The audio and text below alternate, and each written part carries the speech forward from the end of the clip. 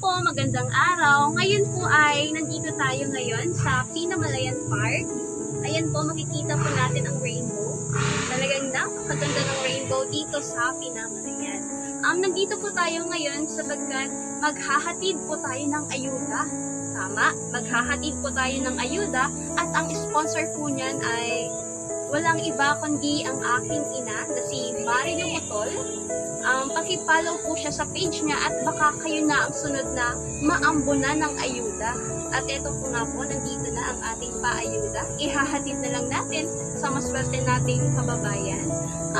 Ang ating kababayan nga pala ay lumapit sa aking mother sapagkat magpapasukan na ay wala pang gamit ang kanyang mga anak, ang kanyang dalawang anak na grade 1 at kinder. Dapat po talaga school supplies yung ibibigay namin, pero dahil napag-isip-isip namin na siya na ang bahalang mag-budget, kaya ito cash na lang po ang ibibigay. Ang maliit lang po na halaga ito, pero dahil sa taas ng bilihin ngayon, sa mahal na mga gastusin, sa tingin po namin ay talagang makakatulong ng malaki ito sa ating pagbibigyan. Lalo na ng bigas, ang pagkamahal-mahal po ng bigas, ng asukal, kaya sa tingin namin ay makakatulong talaga sa kanya ito upang maibsan ang kanyang mga alalahanin, lalo't magpapasukan na nga. Idagdag pa ang pangbaon ng ating mga eskwela at pamasahe. Ayan nga po, ihahatid na natin ang ayuda. Samahan niyo po ako maghatid ng ayuda. Tara!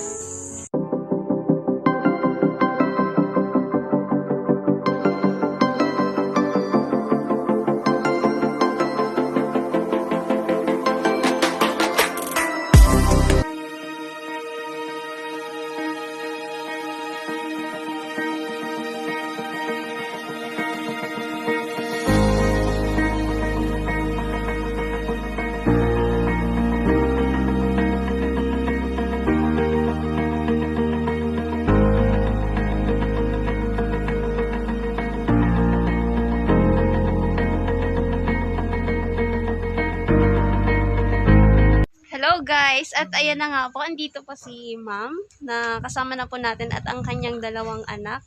At natunto na po natin siya, dito po pala siya sa may habitat po, sa likod po ng habitat. Sa relocation po nakatira. At ayan guys, ibibigay na natin ng kaunting tulong, tulong pinansyal para po sa kanyang dalawang anak. Ibigay na natin kay ma'am. Ma'am, ari po yung ayuda na galing po kay nanay. Baby. Thank you po. Maraming salamat po sa nag-sponsor nito para sa aking mga anak. Sana po ay bigyan pa kayo ng mahabang buhay at biyaya. Opo, ma'am. Konti lang yan, ma'am, pero siguro kahit pa paano po yung makakatulong.